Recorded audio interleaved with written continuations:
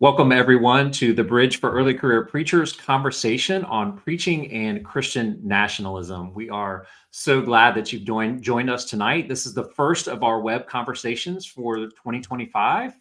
If you're new to us, the mission of the Bridge for Early Career Preachers is to provide resources, continuing education, and a supportive community for those who are moving from aspiring to active preaching ministries. So for those of you who are in your first several years of preaching, we are here to continue learning with you and to walk with you as you make your way in the work of preaching. Those of you who've joined us that may be a little further along in your career, you are welcome here as well. We're glad that you've joined us tonight, and I'm confident that you'll find something in tonight's conversation that will feed you. My name is Rich Voel, and I serve as Associate Professor of Preaching and Worship at Union Presbyterian Seminary based on our Richmond campus. Also serve as the director for the Bridge for Early Career Preachers. I'll serve as our host and moderator for tonight. Just a word of instruction for those of you who have tuned in. If you have comments or questions at any time, please feel free to submit those in the chat. I'm going to keep an eye on those in real time. And I'm also going to reserve some time at the end for us to address any of the questions that may come up. So do think about the ways that you'd like to interact with our panelists. Tonight, we're joined by three fantastic guests that I'm really excited to spend some time with. They are here to share their knowledge, their experiences, and their wisdom about this topic. Each of our guests has extensive bios, and I'm going to do my best to do them justice while also trying to keep them brief, which is a feat. So let me dive right in. The Reverend Angela Denker is an ELC Lutheran pastor and journalist. Her first book, Red State Christians, was the 2019 Silver Forward Indies Award winner for political and social sciences. She's also a columnist for the Minnesota Star Tribune, and she serves Lake Nokomis Lutheran Church in Minneapolis as pastor of visitation and public theology. Her new book, Disciples of White Jesus, The Radicalization of American Boyhood, will be released in just a few weeks, March 25th, 2025. Congratulations. You can read more from Angela. Her Substack is entitled I'm Listening, where she posts weekly reflections on the lectionary and twice monthly newsletters focused on Christian nationalism and ministry. Welcome, Angela. Welcome also to Rodney Sadler. Reverend Dr. Rodney Sadler is Associate Professor of Bible and Director of the Center for Social Justice and Reconciliation at Union Presbyterian Seminary in Charlotte, North Carolina. He is an ordained Baptist minister, and if you've tuned in for some of our seminary's conversations before, you know that he co-hosts the Just Talk Just series and hosts the Dangerous Dialogues series.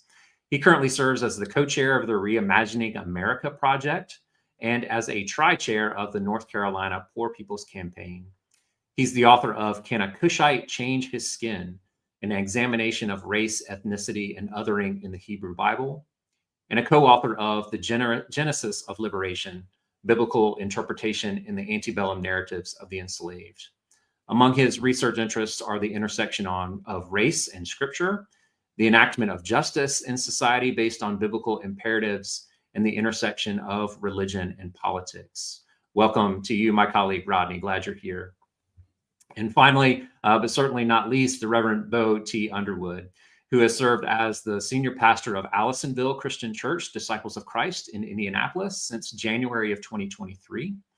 And besides pastoring congregations, he has led advocacy efforts of faith-based organizations in Washington, D.C., helped steer an award-winning journalistic ministry, staffed congressional campaigns, served as a community organizer, and worked as a hospital chaplain.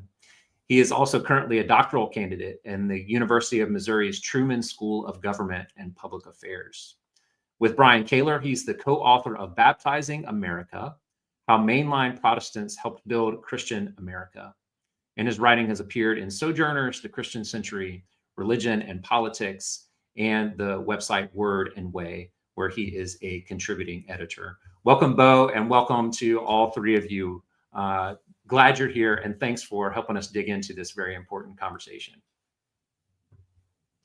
All right, so let's dig in, y'all. And one of the ways that I like to start things off is to kind of get us into the same territory, the same terms.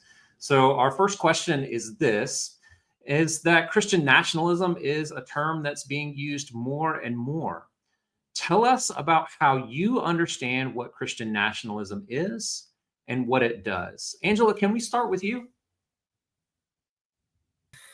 Sure. This question gets thrown out a lot. And so ultimately, as I continue to teach and talk about Christian nationalism, I developed my own definition, which is certainly not meant to be expansive, but it does focus on the theological side, which I think is really relevant for our discussion today. So I talk about Christian nationalism as a version of the idolatrous theology of glory, which replaces the genuine worship of God with a worship of a particular vision of America, often rooted in a revisionist history of white people in the 1950s, before the civil rights movement or the women's movement. Christian nationalism supports a violent takeover of government and the imposition of fundamentalist Christian beliefs on all people. Christian nationalism relies on a theological argument that equates American military sacrifice with Jesus' sacrifice on the cross. It suggests that Christians are entitled to wealth and power, in contrast to Jesus' theology of the cross, which reminds Christians that they too have to carry their cross, just as our crucified Savior did. So just point to a couple words there. Fundamentalist. It's fundamentalist. It's not merely conservative. It's really rooted in fundamentalism. Also violence as a necessary part of this. And then really, I also want to lean into that theological definition because I want to take it out of our immediate partisan context. People will want to shut down these conversations by saying, well, this is just about Republicans and Democrats. And really, if you look at the theological long view, this goes all the way back to the Crusades, all the way back to the early Christians. And certainly, I know my fellow panelists will have more to say about this. Thanks. That's a really helpful way of getting us started with a really broad and full definition. Rodney, what about you? How do you define Christian nationalism? What is it? Well, Rich, it's wonderful to be with you tonight. Great to see you. Wonderful to see you on sabbatical here, my brother. So thank you for that question. And let me just start by saying that my definition for Christian nationalism is ever evolving. And I'll start with Jamar Tisby's definition. He makes the point of saying that Christian nationalism should always be prefaced with the term white, because it is a white supremacist ideology that makes use of the Christian message in order to accrue power for those who imagine themselves to be white. That's an important, I think, prefacing of the term. Now, I step into that and say, the second part is fundamentally problematic for me. As a professor of Bible, this is anything but Christian. Christian nationalism often espouses the antithesis of all things that Jesus himself talked about. Concern for the poor, concern for widows, orphans, aliens that are part of our nation. That it often is an anti-Christian, working against the premises and precepts of Christ in its manifestations, traditionally, historically, and in the contemporary era. And nationalism, that point should already have raised red flags for us whenever we see the term nationalist, in as much as it leans in towards fascism. It leans in towards thinking about the state in such a way as to emphasize dominance of the preferred group. And that the way that works. I would also say that white anti-Christian nationalism is not new. We can say that we not only saw it, but we fought it significantly in Germany in the 1940s. This is the basis of what Nazism and that fascist state came about because of. I participated in work against it in South Africa in the 1990s, in as much as it was the basis of the apartheid system that came into being. And that both of those systems would not have been able to be effective had it not been the fact that they leaned on America. And we have an extensive past from Manifest Destiny through slavery, Jim Crow, the white citizens counselors, of manifestations of white anti-Christian nationalism as part of our history. So it's not a new thing. It's not a modern invention. It's a perpetual problem that we as America have to live up to overcome at some point. Thanks, Rodney. I'm already hearing resonances with what you've said, Angela, and with what you said, Rodney. in terms of sort of dualism and dialectic between Christian and non-Christian, the sense that it's not new, and the emphasis on the theological. Beau, jump in for us. How do you define Christian nationalism? Yeah, so I appreciate what's been shared. And again, thanks for having us in this conversation tonight. I think I'd add two things. One is we talk about this kind of fusion of American and Christian identities. It's really based on this myth of the idea of America as a Christian nation, right? And we use myth there as both a powerful story that animates people and inspires them and gets them to do things, and myth as something that's, a falsely held belief, right? That it really is. The more you unravel what that claim is, the more it falls apart pretty quickly, but it's still very powerful in so many ways until it's challenged. The other thing I would add is that this is a sociological or a social scientific reality, right? And we've had a lot of people say, well, that term is a pejorative. It's meant to just bludgeon people who we disagree with or whatever. But this whole concept is something we can measure. We have sociologists who have, done surveys and demonstrated its prevalence in our society, how it's really a problem that affects all of us to some degree. But those who are at the most extreme end of believing in it also have some other views that are correlated with their support of Christian nationalism that should scare us, right? So we know that the stronger you are supporting of Christian nationalism, the less likely you are to support interracial marriage. We know that the more likely you are to support Christian nationalism, the less likely you are to support, or the more likely to oppose voting rights for all people. So we have a lot of social scientific data that tells us that this worldview is real, and that the correlation between the belief in America as a Christian nation and a whole bunch of other things that are just retrograde. It's holding up a social order that we thought we left a long time ago, that's coming back around in a way that's pretty dangerous. That's really helpful. The idea that this, you've named it as a myth, right? America as a Christian nation as a myth. That is both incredibly helpful, depending on your perspective, but also incredibly provocative, I think, depending on your perspective. And so making headway with that with others can be difficult. But I also appreciate this idea that it's a sociological reality that you can see correlating with other beliefs and ideologies and practices democratically. So I think that's really helpful. You've all started to go there. So, and you knew the questions beforehand, but how did we get here, right? So you've already started to unpack this a little bit more, but how did we get here? Rodney, can we start with you? Tell us a little bit more about how we got here. And by here, do you mean this current moment, or do you mean to Christian nationalism in general? Yeah. How do we get to this current moment where we find ourselves now? So I would say that there are a number of factors that have influenced our current experience of a resurgence of Christian nationalism. One of them might well be the fact that we are in a nation with incredibly dynamic demographics. So the fear of the demographic shift has caused many to try to think about what ways they can solidify power in the hands of those who imagine themselves to be white. So I think that there's a demographic concern here. Another thing may well be the Obama administration early on. I think that there was a significant reaction to the Obama administration, not because it failed, but I think to the contrary, because it was void of crises and conflicts and lots of trouble. People weren't necessarily always happy with the things that came down. We hate that Obamacare, even though we love the Affordable Care Act. We see this sort of vitriol towards Obama that seems to be premised on his identity. And in some ways, the racial politics of America were challenged by having not just an African American, but a competent African American who did a good job, was elected 2 terms to run the nation. I think that upset a lot of people and forced them back into some dangerous rabbit holes again.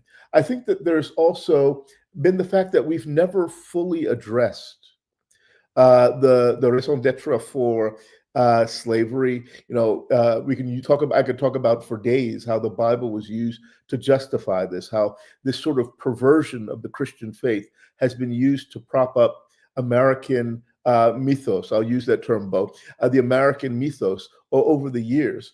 And I think because we've never, we deal with slavery, but we don't deal with the theological racial dynamics that supported it. We moved beyond separate but equal Jim Crow, but we still never critiqued the theological racial dynamics thereof. I think that it continues to linger in the American psyche in a way that perpetuates harm. So I think that we are where we are today as a result of a lot of unconfessed sin, a lot of things that we thought we had moved beyond, changing demographics, and the uncomfortable notion that our racial understanding is fundamentally problematic. When a lie has been believed for so long, to challenge the basis of that lie disrupts our very core identity. Thank you. Beau, what would you like to add to that in terms of how we've gotten here in this current moment? Yeah, so as Saturday Night Live celebrates its 50th anniversary, I'll bring one of the characters back tonight. I'll be the Debbie Downer here. Part of the story of how we got here is mainline Protestants. In Baptizing America, we tell the story about how, especially in the mid 20th century, a lot of the stuff that we now point to as Christian nationalism, and God we trust as the national motto, under God being added the Pledge of Allegiance, a lot of these things that these sort of evangelical historians like David Barton and others who really want to promote Christian nationalism, that they point to as the data for believing that myth that America is a Christian nation, were things that mainline Protestants did. So one of the stories that we have to unpack here as we talk about things we haven't really interrogated enough is the way that churches that we think today is more moderate to progressive politically and theologically, they had a lot to do in leading up to this moment. They kind of, I describe as they cultivated the soil in which these contemporary expressions of Christian nationalism have grown. And I think part of what we need to do, again, is not just denounce others, not just scream and yell at people we disagree with, but really look at ourselves, look in the mirror, take the log out of our own eye, so to speak, and really understand how some of our traditions contributed to this problem. Yeah, thanks. And that's really one of the reasons I wanted you on, Beau, is because you sort of spread around the culpability, right? Whereas for many of us, it's tempting to point the finger at others. So I appreciate the way that you point back for those of us who do identify as mainline Protestant, as some of this is in our backyard, right, and of our own doing. Angela, how about you? What would you like to add to this conversation about how we got here? Yeah, as I listen to my two colleagues and bring together both of their comments, I'm thinking about the fact that many of these mainline denominations, of which mine, the LCA, is famously the whitest of some very white mainline progressive denominations. You can see how these two through lines do really go together in the ways in which race and power and political influence have gone together in America. So I appreciate both of the comments about kind of more focused on recent American historical past. And I would certainly bring in as well gender politics and this rise of violent masculine Jesus that is, the table has been set for us so well there with the work of Kristen DeMay and Jesus and John Wayne. I also wanted to bring in two words about why we got here and why we continue to be here. And when I say these two words, you're going to know why they're so connected to Trump himself. It's money and it's media. So Christian nationalism and Christian nationalist ideology, when it comes to social media, when it comes to books, when it comes to lectures, speaking engagements, has been incredibly profitable for a number of folks. Many of them who are pastors, many who lead mega churches, many who've drawn very close to Trump himself. It's just been really lucrative. And as a Lutheran, as I look back to the history of the church when it comes to indulgences, there is, in the famous words of the Hebrew Bible, there's nothing new under the sun. Here we are again with the prosperity gospel, and we can't diminish the role of the grift and money in this whole movement and how people who may or may not truly adhere to this founding myth of Christian nationalism, to what extent they really do. They see it as a way to make money, to sell books, to get people to give to their churches. And so in that way, it's closely aligned to the prosperity gospel, which is why you see this connection between, some sort of God and country, Southern Baptist, traditionalist segregationist former leaders mixing with folks like Paula White and prosperity gospel leaders. Under Trump's umbrella, he's really brought them together, which is something I saw in the research for my first book, Red State Christians. And then media. I'm doing a webinar later this week for journalists, which I'm so happy to be doing because I think there's such a high level of media illiteracy when it comes to the power and the role of Christian nationalism. Many of us have been sounding this alarm for such a long time. And I think the mistake that's been made is that much of the coverage of Christian nationalism has been covering it as a spectacle. Like, wow, look at this crazy movement. Look at this crazy church, this crazy pastor. And instead of acknowledging that the real roots and power of Christian nationalism often comes from, some of the highest halls of power in the United States. It comes from Ivy League universities. It comes from Southern California. It comes from what people would consider as blue states or blue cities. It comes from folks that are hobnobbing with America's elite. So I think we really have to acknowledge the role of money in media and get serious about what it takes to counter that power. That you all have raised a lot. Before we move on, Angela, you did mention gender politics, and I wonder if you could kind of touch back on that. We've talked a lot about power and racialization in this phenomenon, politics, and I think you did a really wonderful job of kind of sussing out the media and money connections as well. But that seemed like a little blip. I would love for you to kind of trace us back to that, just so we can name that a little bit more fully. Yeah, thank you. Of course, I have a new book coming out specifically focused on this, so I could go for a while. But, around the same time as we saw civil rights happening and increased rights for Black Americans, we also began to see the women's movement. Many people don't know that it was not legal for women to own businesses in the U.S. until the 1980s. So especially for married women, when we see legislation, there was just a great article from Sarah Stankorb in the New Republic about legislation that's being lifted up that's going to require for married women who've taken their husband's names, that's me, that's probably a lot of the pastors watching today, that they're going to have to present additional forms of documentation in order to be able to vote in this country. Including a passport, because for those of us whose married name does not match our birth certificate, 1/3 of American women then would not have the proper documentation to be able to vote in this country. And we certainly saw it with the backlash and just the level of vitriol directed at Hillary Clinton, much of it from the Christian right. We saw it again with Kamala Harris, facing it both from a race perspective and a gender perspective. And it's this real redefining of Jesus as a white American man. Even in the iconography, you're starting to see, a muscular Jesus next to a muscular Trump. It's all a little bit ridiculous, but we can't ignore the power of that imagery. And this real redefining of who Jesus was, cast more in the image of, a military man, a muscular person, and really trying to define manhood as somehow connected to a Jesus who is violent, angry, does not prioritize relationships, really sees himself as above women.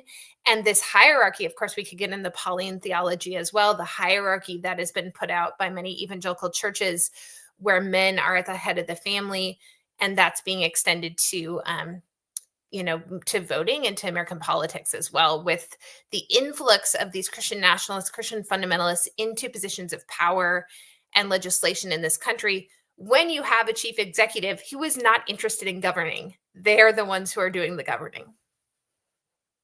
Super helpful. Thanks for letting me kind of loop back to that. I think that the gender piece is one we just cannot leave out, and sexual identities as well, which we've not touched on yet. We're focused on preaching, and so let's move that way. Of course, it's in the atmosphere. You all have set the stage for us really well. We've gotten ourselves sort of in some common terms, but how does Christian nationalism manifest specifically in preaching, even as Beau started to dig a little bit, even if it does so unwittingly? Beau, can I start with you here? Yeah, I think that just to name some obvious things, right? When we talk, when ministers have such a way with words, and sometimes we spin our rhetoric and without thinking about some of the implications, right? So when we talk about America as God's vessel, or when we talk about being a chosen nation or a chosen land, we all of a sudden are sacralizing what's going on in our politics or with one country in a way that starts to turn it into an idol. And so I think the real challenge for preachers is to name those idols, right? I think that our preaching can be both a way of helping tell a different story that counters this myth in a way that ironically is much more Christian. I appreciate what was said earlier, right? That this is not a Christian story. And so we can draw on the biblical text that remind people of what it really means to be chosen by God, and that it's that nations are human constructs rather than divine constructs, and that for Christians the sacredness of the church as a community has a different form and integrity than what the nation state is all about. Indeed, right? We're coming into Lent. I don't want to spoil the ending, but when we get to Good Friday, the state is going to execute Jesus on a cross, right? We should be a little skeptical about how state power mixes with religion because of our own story itself. And so I think there's a lot of bad stuff out there, but I think there's also a lot of resources within our tradition to counter the perniciousness of this myth. Yeah, some of those rhetorical markers are really helpful. So naming America as God's vessel, right? So that kind of specific language should start off flags in our mind.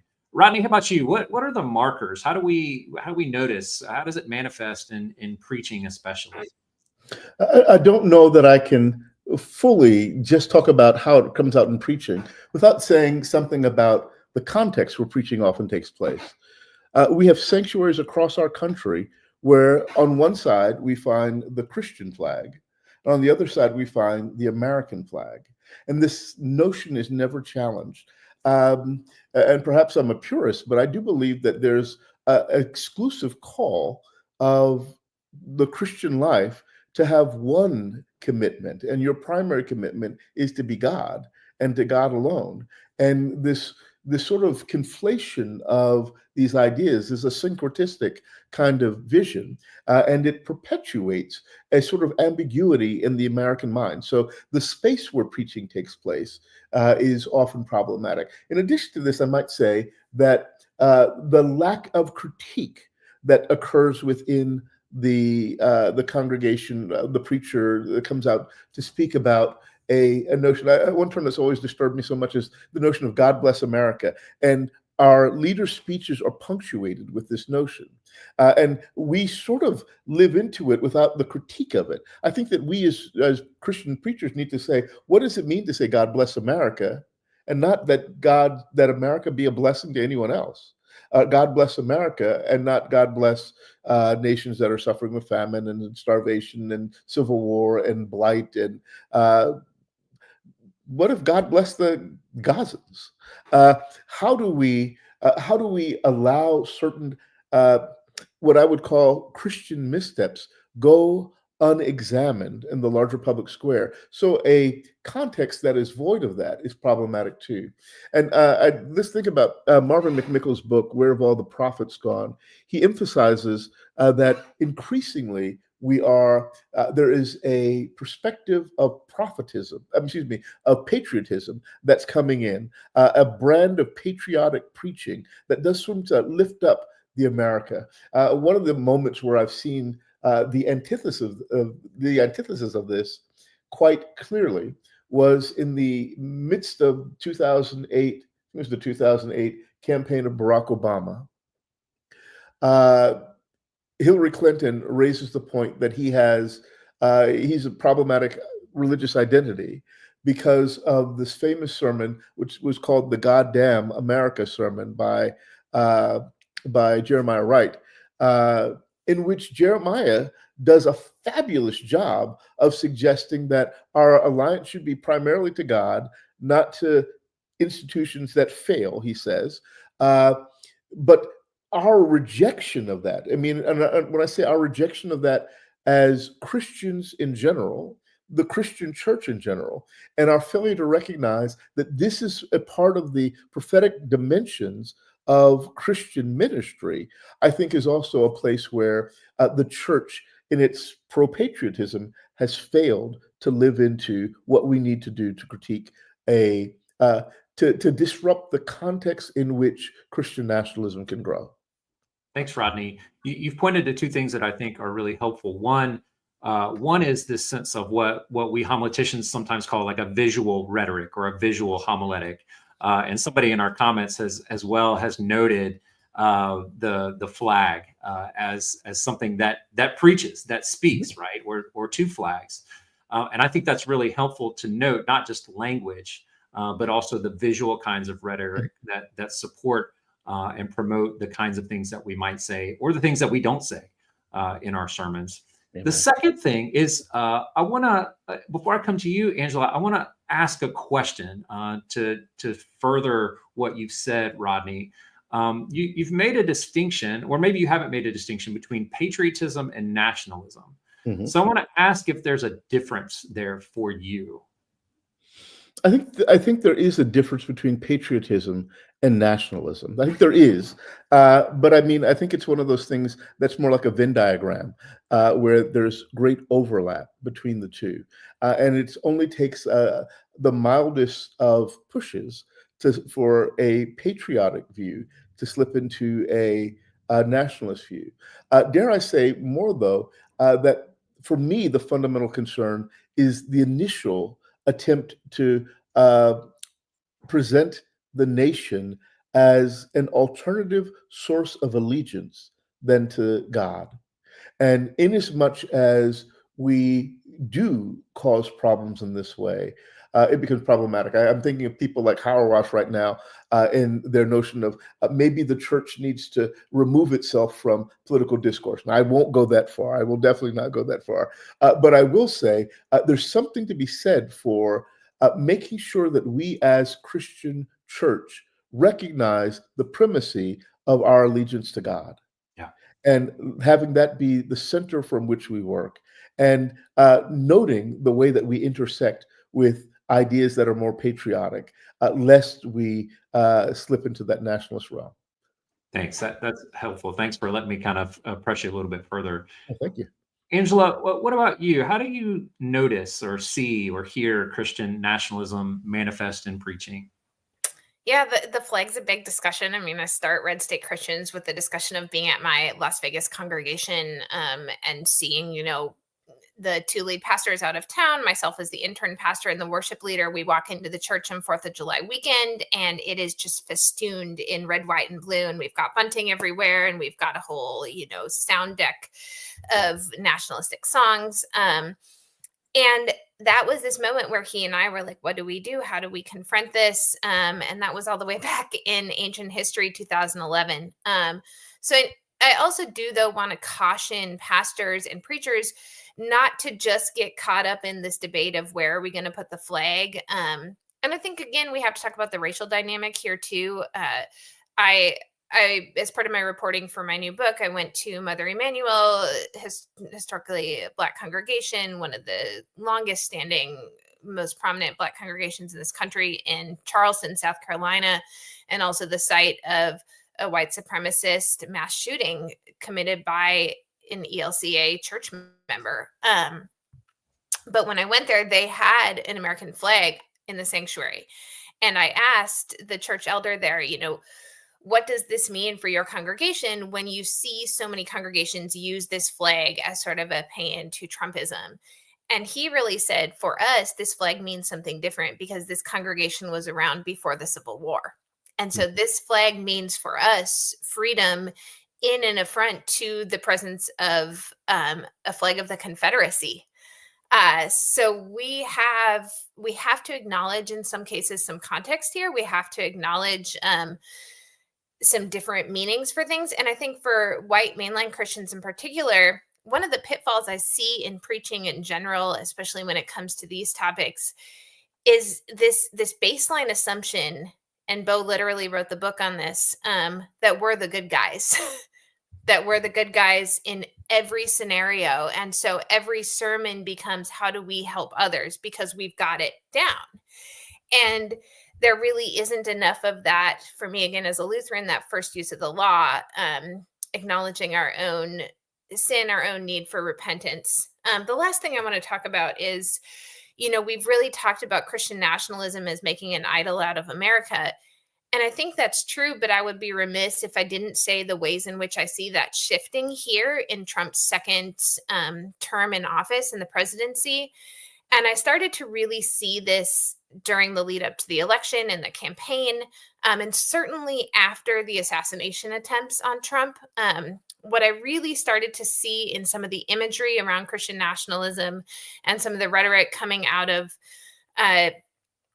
Christian spaces and those who were advocating for Trump from a Christian perspective, what I started to see is that this imagery of the flag or of America as the idol begins to get crowded out by Trump himself.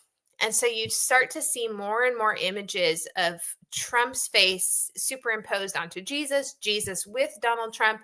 A friend was just texting me some images of, Trump dressed as an American soldier as sort of the center of a party that was happening. And this is where we start to see America begin to slide into some authoritarian tendencies, where the nation itself becomes replaced by the authoritarian leader.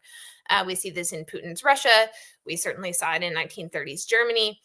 And America has been languishing for a long time in sort of this weak Christian nationalist state, where for many white Christians, we took for granted that America was an idol of sorts. Now, with this leader who has taken advantage of this Christian nationalistic space, we're beginning to see Trump himself become that idol, and America become made into Trump's image. So I think it's really important to note that. Nobody wants to get overly focused on Donald Trump, but now that he's in his second term, it's important to note the ways we see that imagery and iconography shifting and how we have to adjust our understanding of Christian nationalism for this burgeoning authoritarianism. So I hear you also saying that the ways that we, even if we were doing it unwittingly, may have participated in the preaching of Christian nationalism, that's evolving and changing. And so our own sort of senses of, might I have been participating in this, needs to change. That's super helpful. You all are sort of moving us in this direction, so we'll go ahead and lean this way. But what role can preaching play in a comprehensive ministry strategy? So that front loading there is to say that preaching can't do everything, right? So what role can preaching play in a comprehensive ministry strategy to work against the narratives of Christian nationalism? You've already begun pointing us there, but I have two sort of categories of people in mind. How can it speak to those who've bought in? And how can it speak to those who have rejected it? And those two people may be in the same congregation. So what role can preaching play to work against the narratives of Christian nationalism? So Rodney, can we start with you? Certainly. What role can preaching play? I think preaching can play a central role. And I think I've already mentioned before one of the fundamental things it can do. And that is to center the authentic Jesus, Jesus as a first century Galilean, Palestinian, Jewish man from the outskirts of society who did not come necessarily just to bring a religion, but who started a movement among poor, disenfranchised people that culminated in a march towards Jerusalem that was his coronation on Palm Sunday, and marched down into the city of Jerusalem to say that God is king, not Caesar. God is king, not the Sanhedrin. And it was there's a dimension of political challenge that's there. So preaching and centering the authentic portrayal of Jesus might be a good place to start as we preach. In addition to this, I would say that we need to not just center that, and I'm thinking to both communities you're talking to now. So on the first one, how do you speak to people who have already bought into Christian nationalism? William Barber always tells the story of having to go to the Midwest to speak to a group of evangelical Christians, and feeling right before it gets started that there's no way in the world he would connect with them. And he then stopped and said, well, let me look at this text. Let me read this text. And he was reading a text from the prophets. I can't remember. I think it was Jeremiah. And he said, well, how about we do this? Instead of me coming to preach at them, let me just read texts with them. And let's work through the text together in a way that helps them to respond and me to respond. And in essence, us to think about the significance of a shared commonplace. And once we talked about the significance of a shared commonplace, how do we move from that shared commonplace to some shared understandings? We don't always disagree on everything, but let's utilize that and build these shared understandings. He said in the aftermath of that, when he got to the sermon, he was a delayed sermon, but when he got to the sermon, he was getting amens from people he thought would try to boo him out of the audience. And I think that there's something about that kind of how do we find those things that we hold in common? How do we read them together in a way that might value them? And if we can have preaching that grows from that. I love the way that your colleague, Presbyterian minister, talks about this. She's out of Princeton. That we need to triangulate. When we come to the preaching moment, triangulate, not placing ourselves with God, but placing ourselves with the people, and feeling this. Tisdale, Eleanor Tisdale, how she, and I love the way she talks about this, because maybe if we together can see the scandal of the gospel and feel the way that it pushes back against us all, instead of me saying, you guys, you just don't know what you're talking about. But we can struggle with that together. We might find more common ground in the midst of that as well. So I think that's the place I'd start. And then your second part of that question, which is how do we speak to those who reject Christian nationalism? I think that all Christians need a fresh dose of the Jesus movement. So it might be helpful for all of us to delve back in again and move beyond our familiarized understanding of the church and what it is, and think again anew.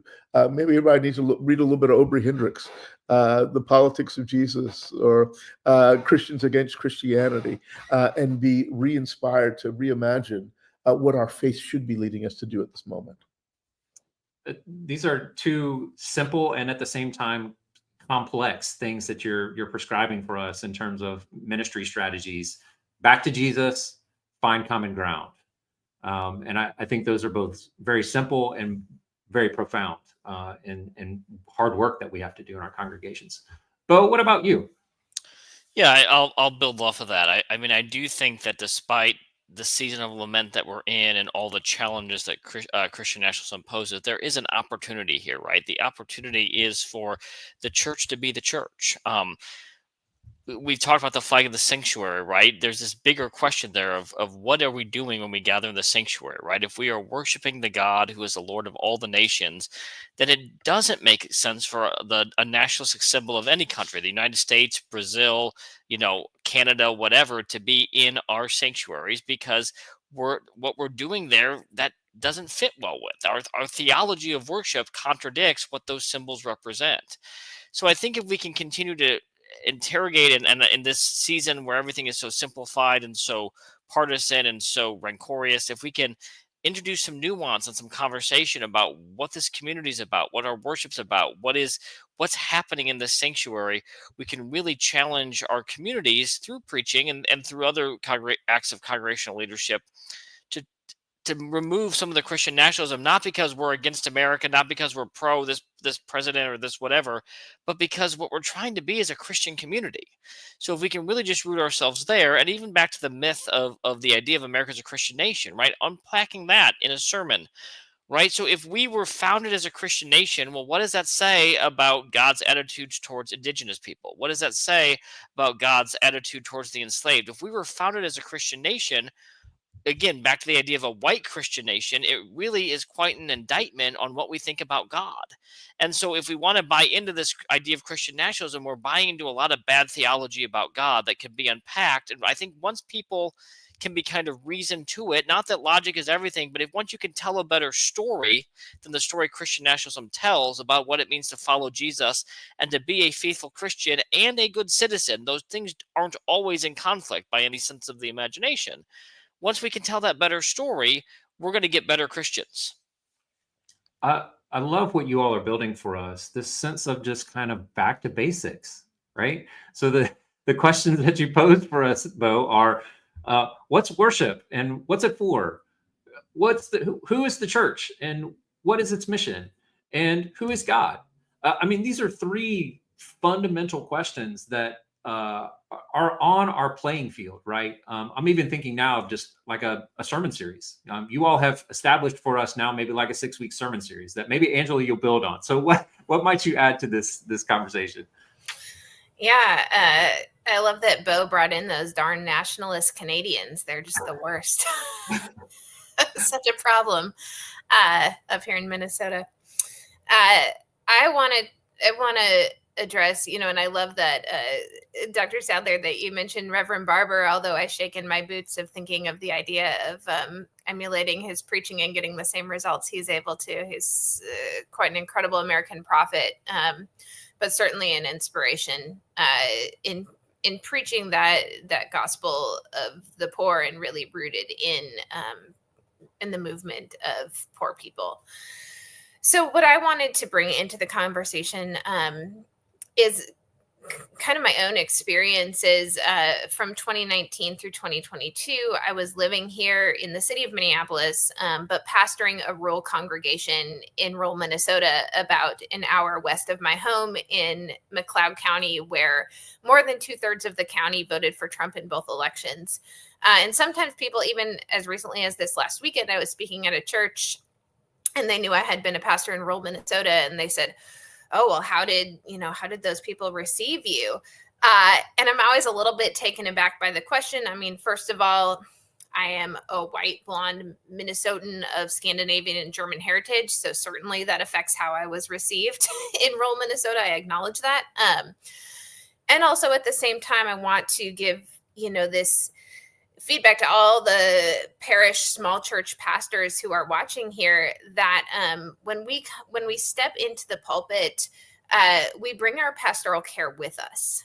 And so I think it's really important for preachers not to acknowledge the role of real pastoral care and to root pastoral care ministry in our understanding of the gospel, as Jesus certainly did. Jesus was there at the bedside of his friends when they were sick and they were dying. Jesus was ministering to those who were in need. And I think sometimes, and there's so much pressure, right, on small church pastors today, just to make the budget and make sure there's people still coming to church. There's a lot of pressure. So I want to first say, if you're doing it well, and keep it up. And I also want to say, don't put all the pressure on your Sunday sermon to speak against Christian nationalism, because your prayers are speaking against Christian nationalism, and also your pastoral care, the way that you care for people in your congregation, the way that you prioritize empathy, the way that you prioritize being present for one another, regardless of who this person is in your life, regardless of their role in the congregation. I just think that's invaluable. And what I found, as I've found in any church that I've served, from Vegas to Orange County, California, to Chicago, to rural Minnesota, is that when my pastoral care ministry is at a place where God has led it to be, then my messages from the pulpit are received in a different way. And that trust is there. And so I think pastoral care really has to go hand in hand with prophetic preaching, and you can't have one without the other. They need to be attached together. And you need to have space then maybe not to be expected to be the CEO of the congregation, as so many congregations have brought in this business model for our pastors. We do need to go back to the basics of pastors prioritizing preaching and pastoral care and the spiritual life, and not be heaping all these expectations from corporate America into the church.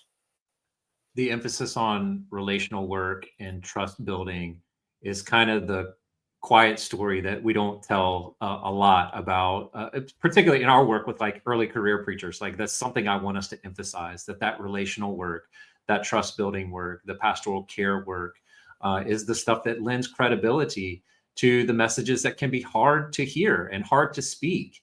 Dale Andrews of blessed memory called this work prophetic care. And so, trying to divorce those two is something that never should be about our work. This is really helpful. And again, that is a back to basics kind of move in pastoral ministry. So I appreciate you lifting that up and framing it for us.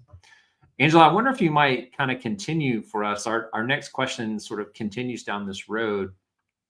What are some biblical texts that could be helpful as you think about preaching that addresses Christian nationalism, or theological understandings that can make a difference? Yeah, I think this is a really important starting point, especially I imagine that some of those listening have heard, as I have, it tends to be directed towards women preachers, especially that, people want a Bible-based church. And for some reason, churches that have women leading are not considered to be quite as Bible-based a lot of times as those traditionalist churches. So we have to begin with the Bible, and we have to understand where the Bible itself explicitly speaks against Christian nationalism. So every time I address congregations or address groups, even when I addressed a secularist group, I used the text from John 18:33 through 38. In John 18:33 through 38, that's the conversation between Jesus and Pilate, where number one, Jesus explicitly rejects this idea that he's come to be king of the world, that he's come to set up an earthly kingdom, explicitly rejects that. It's also an important rhetorical study to look at the ways in which Pilate uses whataboutism, and Pilate uses sort of this pop philosophy idea where he's saying, well, what is truth? To me, reminds me a little bit of Jordan Peterson in this conversation, where he is trying to skirt around the issue, and the ultimate goal is to undermine the existence of truth itself. So Pilate's final question there is really getting at the ways in which Christian nationalism undermines the truth itself. It undermines the true story of Jesus, the true story of the gospel. So that's the first text, John 18:33 through 38. And then I also just want to lift up, especially for all the pastors watching, Matthew 10:1 through 15, as Jesus sends out the disciples. He's really clear with them that they need to expect to be cared for as they go. They should go they don't have to go to far lands. They can go to the lost sheep of the house of Israel. I think it's important to notice this work needs to be done in our own families and communities. You don't need to start on a huge level. And also Jesus acknowledges the need for boundaries, to say when you are not welcome, sometimes there's time to shake the dust from your feet. And sometimes I see pastors really pouring themselves into people who are not interested in the moment to listen or to change. You get drawn into conversations that just become diatribes. And so it's this acknowledgement to use discernment and use prayer to find out where to invest your time as a leader in this moment, and what partners are willing to work, and where you sort of shake that dust from your feet and are open to a time when maybe this relationship can be rekindled. Really helpful. Beau, what about you? Yeah, I think we've named a lot of the things that I would have pointed to as well, but I also just think I'm preaching a sermon this coming Sunday on the importance of hearing scripture and worship, just like the public proclamation of the word in community, and the idea that it's there to form us as not just individuals, but as a people, right? I mean, in my church, we're trying to be a certain kind of Christian community in terms of how we relate to each other and relate to the world. And of course, it's going to be a community that's grounded in scripture, a community that's ultimate loyalty is to God, not to any one nation, not to any one political party, et cetera, et cetera. And so I think that just this idea of not just individual text, but also scripture as normative for our lives as a community that calls us closer into relationship with God and closer to relationship with each other. There's just the idea of loving our neighbor, right? I mean, Christian nationalism is such an offense to love of neighbor, and it's such a basic biblical concept. Back to your point, Rich, if we're just going back to the basics here, it's such a basic biblical concept that Christian nationalism just says a lot of people don't count as our neighbor. So I keep coming back to, in this moment, the task is to form alternative Christian communities that make the good news of the gospel visible in a world that's filled with so much ugliness. And I think that scripture can certainly do that, not only in the individual text, but in how it's proclaimed within the community. That's really helpful. So there's a hermeneutic to just our purpose for reading Scripture together in worship. Rodney, what about you? What kinds of biblical texts or theological understandings could help make a difference? Well, thank you for that question. And because I'm working on the project I'm working on right now, there are a number of texts that stand out to me that I would probably turn to. I'd love to explore the notion of chosenness, and that chosenness is not about chosenness to be blessed, as seems to be evident in Christian nationalism. God has chosen us, we're the special, we're the elite. But chosenness is chosenness to serve. So I might start with Genesis chapter 12, verses 1-3, and the story of the call of Abram and what that means, and how you are called, you are blessed to be a blessing, and what that whole point means. Then I might jump to books like Amos and Jonah, which are technically prophetic texts that were written in Jonah, prophetic texts that are written against religious nationalism in their day. Amos says, Israel, you're not all that. You're not the center of God's universe. You're not the one that, and then the book of Jonah says, hey, look, God cares about the people of Nineveh, your enemies, and even their cows. Come on now. If this God could care for the Ninevites and their cows, surely others are important too. So these things that would get us away from centering ourselves over others. We could not ignore the books of Isaiah and Jeremiah and their intentional critique of the people we think of as the center. So Isaiah and Jeremiah, the critique of Israel fallen, the critique of Jerusalem that will fall. Both of them suggest that when we start to think too highly of ourselves, God might tear us down. And when we start to do things like center the wealthy over the poor, Isaiah chapter 1, verse 10 really emphasizes this. Woe to you, you sodomites. What do you mean by sodomites? It doesn't mean some sexual perversion. It means that you are abusing the poor people among you.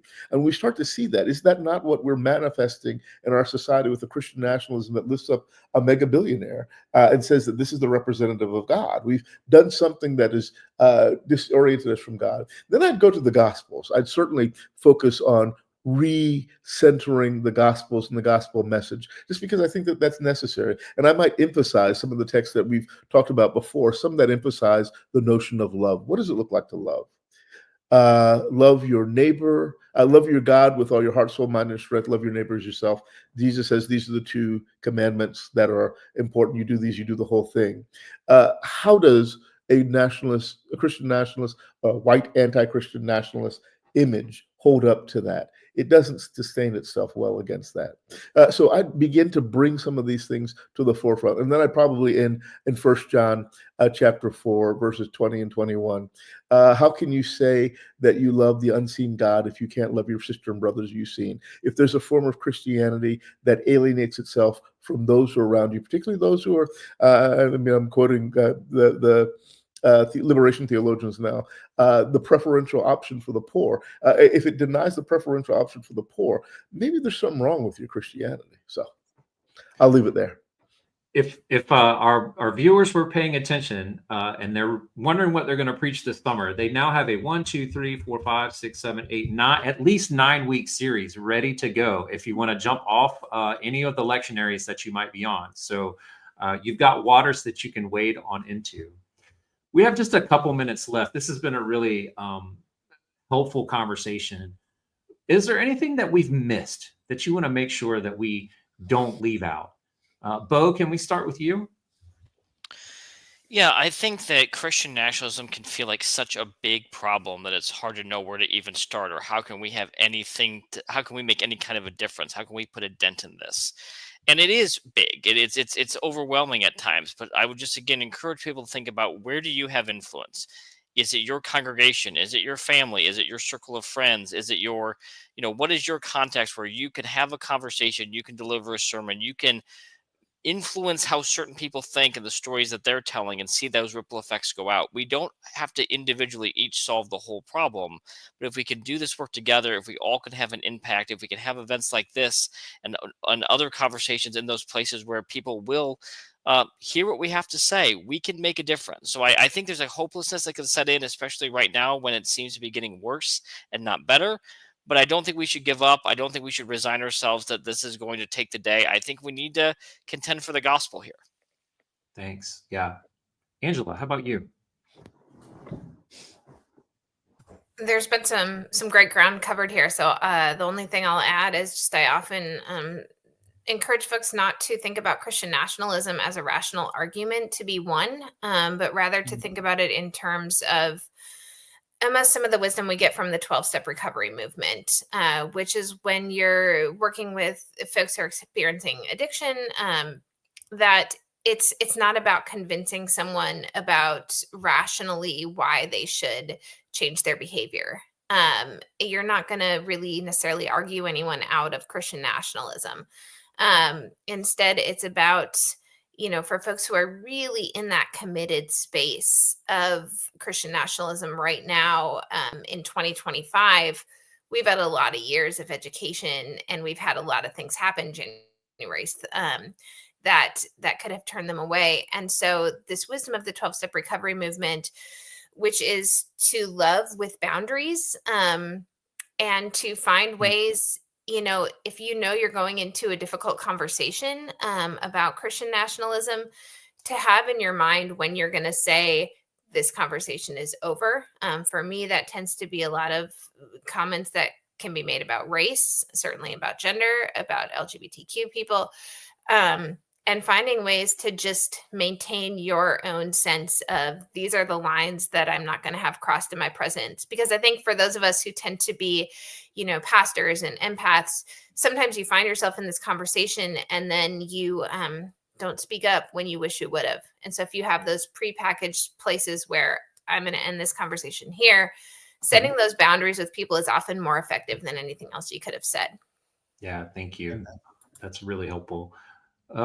Rodney, how about you? Anything else that we've left out that needs to be addressed? I think I want to just end by saying we need to focus on the ends of these different theological options. And Christian nationalism, the end of it is divisive. The end of it is hate-filled. The end of it is dominance. And compare that to the larger Christian message. And again, I started off in Genesis, so maybe I should end with the text in Revelation. Revelation chapter 7 provides this wonderful image of people from every language, nation, culture, tongue gathered together around the throne. And this is the ideal of what a Christian community is to be. If we have a expression of theology that is completely opposed to that vision, that does not attend to that kind of inclusion, Lord have mercy, it sounds like it's arguing for diversity, equity, and inclusion. Oh my God. You've gone and done it now, Rodney.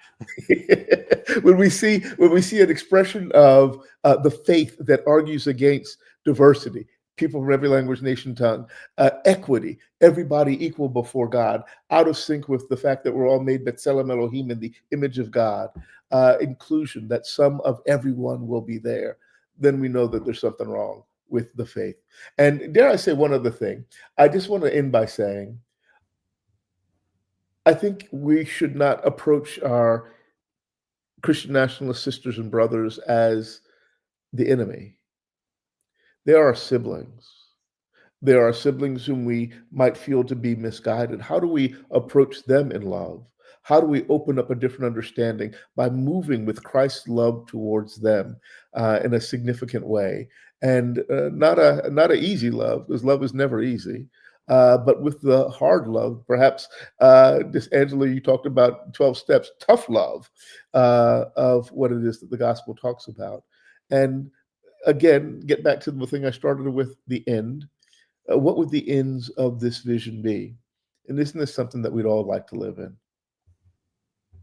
Well, thanks to each of you. I'm sorry that our time is so short. I feel like we've done so much and yet barely scratched the surface at the same time. So I really appreciate all your contributions to our conversation tonight. Thanks to each of you for being here and sharing with us.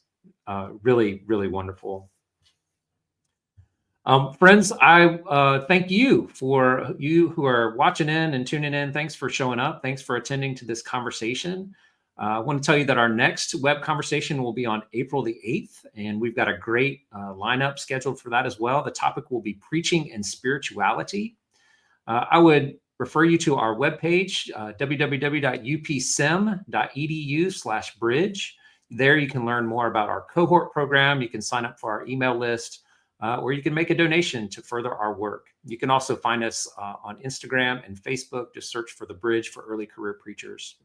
Finally, we are funded by a generous grant from the Lilly Endowment's Compelling Preaching Initiative.